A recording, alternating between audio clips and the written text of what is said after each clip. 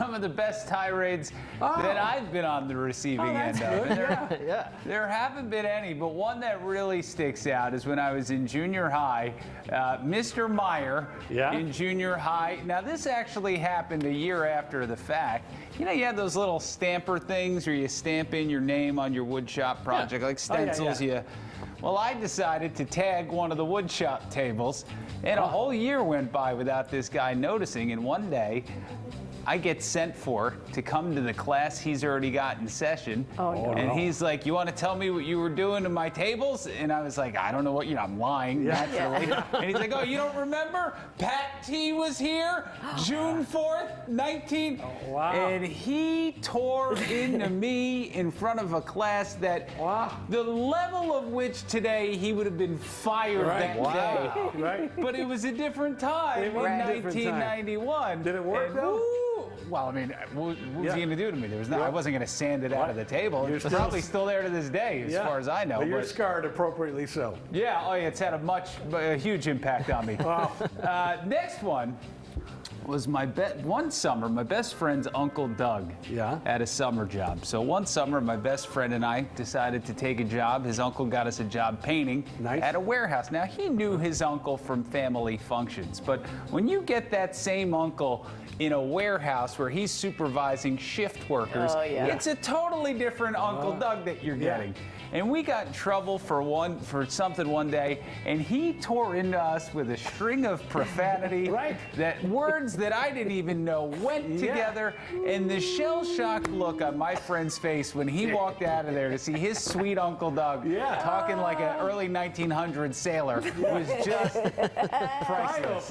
Priceless. All right. Next up, now this one isn't really a tirade per se. I would call it a silent tirade. It was my father in a thrift shop in Keensburg, New Jersey, when I was a kid.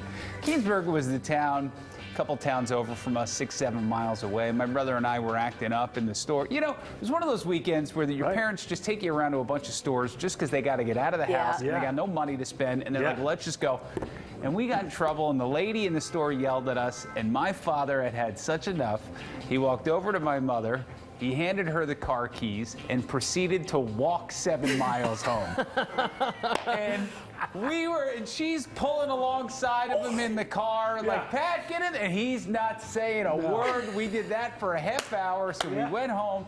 And then you got to wait the 3 hours for him to finish this walk across America to get home. And from what I recall, he was fine when he got home. He got the anger out. But boy, woo! I think that might have been the most scared I ever was. That's good. Next, you guys have been on the receiving end of our old news director. A couple news directors ago, right? I think one time as a joke, the Bulls lost. It was when the Bulls were really terrible, and they lost by like 60 points, and I called them unwatchable. And what must have happened is somebody from sales probably called him and chewed him out, so naturally he called me into the office, and he ripped me a new one.